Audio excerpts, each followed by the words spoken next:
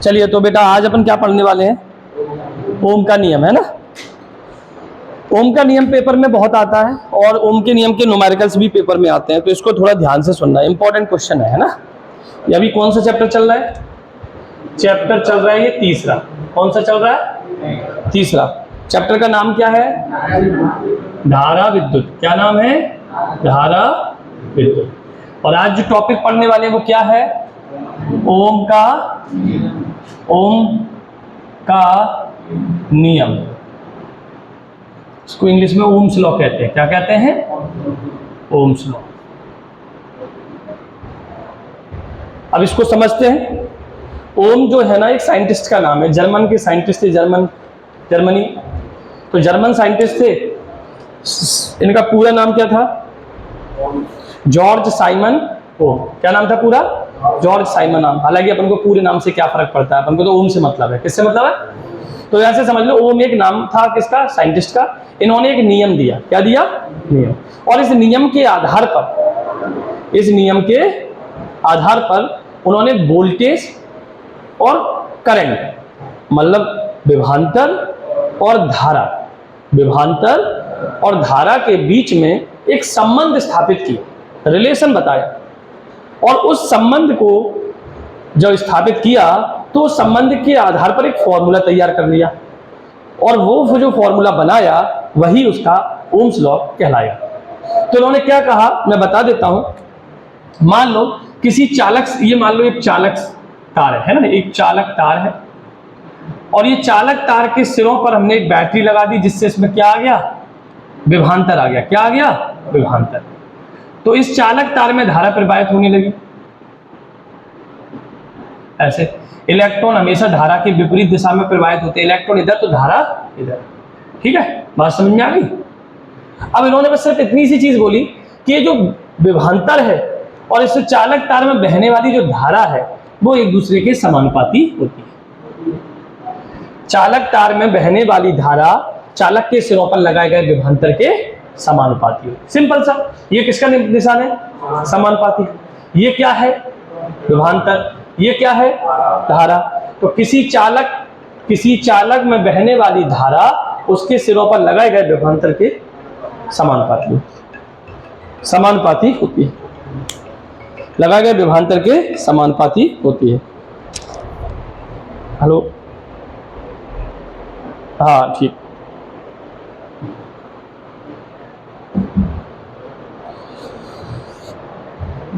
किसी चालक में बहने वाली धारा उसके सिरों पर लगाए गए विभवांतर के कैसी होती है? समानुपाती होती है। क्लियर? अब बेटा ये चालक तार के सिरों पर लगाए गए विभवांतर के धारा हमेशा समानुपाती होती है क्या? नहीं। कब समानुपाती होती है? जब तक इसकी भौतिक कंडीशन में कोई परिवर्तन ना हो। फिजिकल कंडीशन कैसी रहे? कांस्टेंट रहे। कांस्टेंट मतलब नियत रहे। ये फिजिकल कंडीशन क्या होती है? जैसे टेम्परेचर चेंज ना हो, लंबाई परिवर्तित ना हो, क्षेत्रफल परिवर्तित ना हो, आयतन परिवर्तन ना हो। कुल मिला के बात यह है इसकी भौतिक स्थिति में कोई परिवर्तन ना हो। तो इस चालक में बहने वाली धारा उसके सिरों पर लगाए गए विभवांतर के समानुपाती होती है। बताओ बात क्लियर है? चालक में बहने वाली धारा उसके सिरों पर लगाए गए विभवांतर के कैसी होती है? समानुपाती। तो क्या मैं लिख सकते हैं यहां पर, इस नियम के अनुसार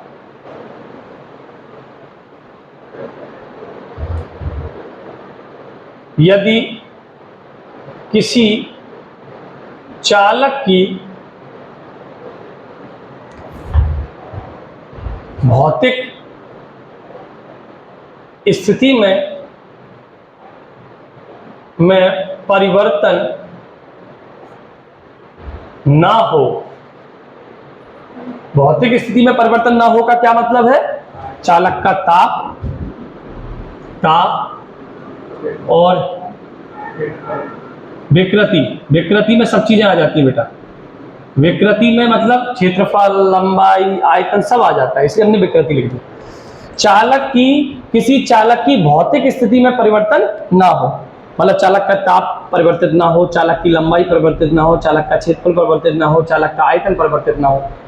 अगर इनमें परिवर्तन ना हो तो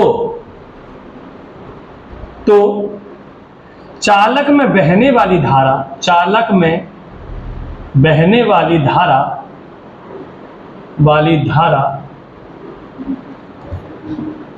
चालक के सिरों पर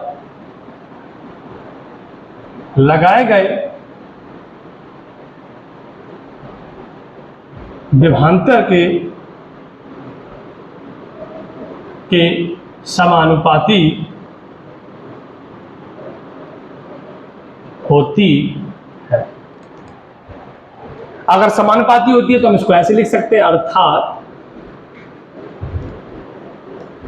चालक में बहने वाली धारा विभवांतर के समानुपाती होती है। और हम इसको ऐसे भी लिख सकते हैं, V समानुपाती। अगर I V के समानुपाती तो V भी I के समानुपाती होगी। समानुपाती का निशान हटाएंगे तो एक कांस्टेंट आता है R, जहां R है क्या? समानुपातिक नियतांक, जिसे चालक का प्रतिरोध कहते हैं। क्या कहते हैं? जिसे चालक का क्या कहते हैं? प्रतिरोध। क्या कहते हैं? क्लियर? समझ में आ गया? अब देखो बेटा, ये जो समानुपातिक नियतांक है प्रतिरोध, तो प्रतिरोध का फॉर्मूला क्या बन जाए? R equal to V upon I। क्या बन जाएगा? R equal to V upon. Clear? यहां तक किसी को दिक्कत? आप सुन लो, ओम के नियम की शर्तें, ओम के नियम की शर्तें क्या होती हैं? तो पहला शर्त तो ये है कि चालक का ताप में परिवर्तन ना हो। तो चालक के क्या हो लिख सकते हैं? चालक के ताप में परिवर्तन ना हो। दूसरा, चालक में विकृति उत्पन्न ना हो। मतलब चालक में विकृति उत्पन्न होने का मतलब है चालक में लंबाई परिवर्तित ना हो, क्षेत्रफल परिवर्तित ना हो, आयतन परिवर्तित ना हो। इतना समझ में आ गया? तो ये ओम के नियम की क्या हो गई? शर्त है। अब इसमें ओम के नियम में क्या होता है बेटा? हम V और I के बीच में ग्राफ भी बनाते हैं। V और I के बीच ग्राफ क्या बनाते हैं? ग्राफ। तो ये है हमारा V और ये है हमारा I। तो ये V, ये I। और समानुपाती कोई चीज होती है तो उसका ग्राफ कैसा बनता है? ऐसा स्ट्रेट। तो ये हमारा क्या बन गया? V I ग्राफ में। अगर यहां पर I इधर लेंगे और V इधर लेंगे तो भी ये समानुपाती है, तो ऐसे ही बनेगा। चाहे V इधर ले लो, I इधर ले लो, चाहे I इधर ले लो, V इधर ले लो, कोई दिक्कत नहीं। बस अंतर थोड़ा क्या आएगा मैं बता देता हूं। अंतर आएगा यहाँ पर R इक्वल टू जो होता है वो tan थीटा होता है। क्या होता है? कैसे? tan theta equal to perpendicular upon this, tan theta equal to perpendicular upon लंब बटे आधार होता है। tan थीटा इक्वल टू लंब बटे, तो लंब हमारा क्या है? V और आधार हमारा क्या? I। तो V अपॉन I को क्या कहते हैं? R। समझ में आ गई? यहां उल्टा है, यहाँ पे tan थीटा इक्वल टू अपन निकालेंगे तो क्या आएगा? I upon V। तो इसका मतलब यहाँ पे आएगा tan theta equal to 1 upon R। क्या आएगा? 1 अपॉन R। बताओ बात समझ में आ गई कि नहीं? यहाँ पे R equal to tan theta आएगा, यहाँ पे R equal to 1 upon tan theta का है या tan theta equal to 1 upon R का है। तो ये IV ग्राफ है, ये VI ग्राफ है। तो ये ओम का नियम लिख लो आप। किसी को इसमें डाउट हो तो पूछ सकते हैं।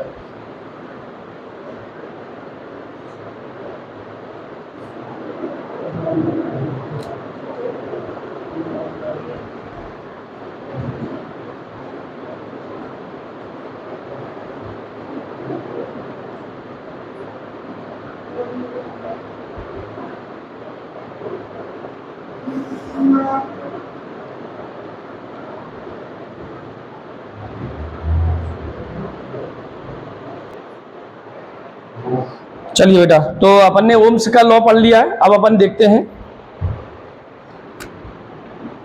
कुछ क्वेश्चंस, है ना। मान लो ये बेटा V है और ये I है, ये V है और ये I है।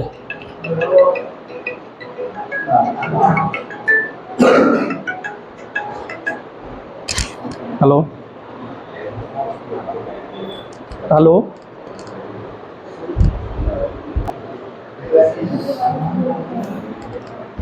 देखो बेटा ध्यान से सुने। अब कुछ क्वेश्चंस करते हैं। ये है V और ये है I, ठीक है। और इसमें दिया गया है आपको थीटा एंगल 30 डिग्री। कितना दिया गया है?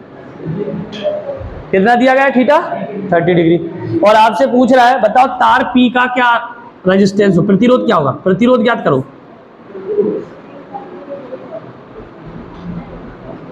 किसका ज्ञात करना है? तार P का। तो कैसे ज्ञात करेंगे? तो VI ग्राम में हमने आपको क्या बताया था बेटा? R इक्वल टू क्या होता है? tan theta. होता है कि नहीं? होता है, अभी बताया था कि नहीं? तो इसमें tan 30 रख दो, तो tan 30 की वैल्यू क्या हो जाती है? 1/√3। तो यही इसका आंसर हो। और ये जो सिंबल दिख रहा है बेटा, ये ओम, प्रतिरोध का जो है ना मात्रक होता है ओम का। बात समझ में आई? अब दूसरा क्वेश्चन देखें। इधर देखो, अरे इधर देखो, दूसरा क्वेश्चन देखें। अगर यही चीज आपको ऐसे दिया होता, ये I है, ये V है और ये एंगल दिया है 30 डिग्री, और आपसे बोल रहा है P का प्रतिरोध ज्ञात करो, तो ये कौन सा ग्राफ है? IV ग्राफ है। तो इसमें अपन R इक्वल टू लिखेंगे 1/tan थीटा। उसमें सीधा tan थीटा था, इसमें 1/tan थीटा। तो यहाँ 1/tan 30 की वैल्यू क्या होती है? 1/√3। √3 चला जाएगा ऊपर, तो R इक्वल टू आ जाएगा √3। अब डिफरेंस क्लियर हुआ? हुआ कि नहीं हुआ? अब देखो तीसरा क्वेश्चन। मान लो ये दो तार दिए गए हैं, ये तार ये दिया गया है, एक तार ये दिया है, P है और ये Q है, और ये दिया गया है बेटा 60 डिग्री और ये दिया गया है 30 डिग्री। आपसे क्या पूछ रहा है? क्या पूछ रहा है? P और Q के प्रतिरोध का रेशियो क्या होगा, मतलब दोनों का अनुपात क्या होगा? तो सिंपल सा आपको पता है, RP equal to tan theta कितना है? 60, और RQ equal to tan theta कितना है? 30। तो RP अपॉन RQ, tan 60 की वैल्यू कितनी होती है? √3, और tan 30 की 1/√3। ये चला गया ऊपर, कितना आ गया? 3/1। √3 क्या होता है? 1। ये आंसर आ गया।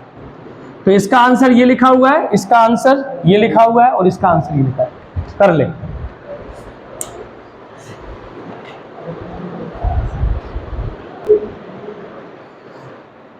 चलो ओम्स लॉ समझ में आ गया बेटा, है ना। अब अपन पढ़ते हैं इलेक्ट्रॉन के मॉडल के आधार पर ओम के नियम की स्थापना, ठीक है। तो देखो बेटा,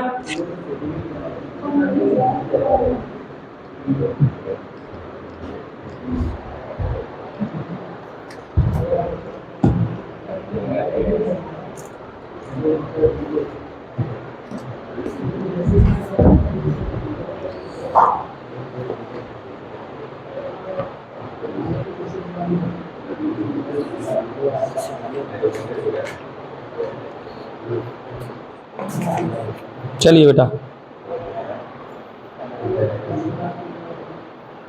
ओम के नियम का निगमन, हेडिंग डालें बेटा। ओम के नियम का, ओम के नियम का निगमन। निगमन मतलब सूत्र निकालो, निगमित करो मतलब सूत्र निकालो इसका, ओम का नियम सिद्ध करो, ठीक है। तो अपन कैसे करते हैं ओम के नियम का निगमन, जरा देखें। ये एक तार है, इस तार में एक बैटरी लगा दी अपन ने, एक की लगा दी, यहां पर इलेक्ट्रॉन प्रवाहित हो रहे हैं, यहां पर बेटा धारा प्रवाहित कर दी, यहां पर सिरों पर लगा दिया विभवांतर, इसकी लंबाई होती है L, और ये हो गया विद्युत क्षेत्र। सुनो बेटा, इधर देखो, माना कि L क्या बताओ, चालक की ए क्या है, अनुप्रस्थ काट का क्षेत्रफल, चालक की लंबाई, अनुप्रस्थ काट का क्षेत्रफल, अनुप्रस्थ काट का क्षेत्रफल। और देखो बेटा, इसमें ई क्या है, विद्युत क्षेत्र, वी क्या है, विभवांतर, आई क्या है, धारा, वीडी क्या है, अनुगमन वेग, और टाउ क्या है, बताया था कल, श्रांति काल, श्रांति काल। ठीक है, ये श्रांति काल कुछ नहीं होता, ये जो इलेक्ट्रॉन दिख रहा है और ये पॉजिटिव आयन, इनमें दो लगातार क्रमागत टक्करों के बीच में लगा समय होता है। एक इलेक्ट्रॉन और एक धनायन के बीच में दो क्रमागत जब टक्करें होती हैं तो उसमें जो समय लगता है उसे बोलते हैं श्रांति काल। फिलहाल यहां पर देखते हैं बेटा, आप ध्यान से सुनना, बताइए अनुगमन वेग क्या आया था, अनुगमन वेग। तो ये अनुगमन वेग का सूत्र हम निकलवा चुके हैं बेटा, आपको नहीं आएगा लेकिन अभी आपको याद करना पड़ेगा, जो वीडियो है वो आप देख लेना, है ना, मैं आपको भेज दूंगा। तो अनुगमन वेग होता है वीडी इक्वल टू कितना आया था, ई टाउ अपॉन एम, ई टाउ अपॉन एम। क्या मैं ई की जगह वी अपॉन एल लिख सकता हूं, वी अपॉन एल कैसे लिख दिया, आप याद करो, मैंने आपसे कहा था विभवांतर और विद्युत क्षेत्र की तीव्रता में संबंध होता है V equal to E into D. अब यहाँ डी की जगह लंबाई एल है तो एल कर दिया, तो यहां से ई निकालेंगे, इसका डिवाइड वी अपॉन एल। ठीक है, अब आपने इसकी वैल्यू जब पुट कर दी तो ये वी डी कितना हो गया बताओ बेटा, E V tau upon M L हो गया। और कल विद्युत धारा और अनुगमन वेग में संबंध बताया था, विद्युत धारा I इक्वल टू होता है N A E into V D, कल बताया था विद्युत धारा और अनुगमन वेग में संबंध। अब आप इस वी डी का मान रख दो, समीकरण 1 से वी डी का मान रखने पर तो I equal to N A E और वी डी का मान है E V tau upon M L. ये v आ गया बेटा नीचे, तो I upon V N A E square tau upon M L, ये v नीचे आ गया तो v हट गया इसमें से, एन ए और दो ई है तो ई स्क्वायर हो गया, और टाउ है और नीचे एम एल।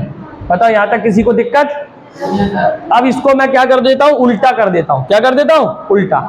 तो हमारा ये आ गया v upon I equal to M L upon N E square A tau. E square को पहले रख दो, ए को बाद में, उससे कोई फर्क नहीं पड़ेगा।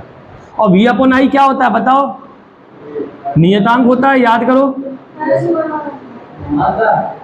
वी अपॉन आई नियतांक होता है जो कि आर के बराबर होता है। इसका मतलब ये जो है ना वो किसके बराबर है, आर होता है। इसका मतलब आर किसके बराबर है, M L upon N E square A tau. तो ये इसका सूत्र हो गया और ये ओम का नियम प्रूफ हो गया। ओम का नियम V equal to I R था, प्रूफ हो गया कि नहीं? तो ये हमारा सिद्ध हो गया, लिख लें बेटा।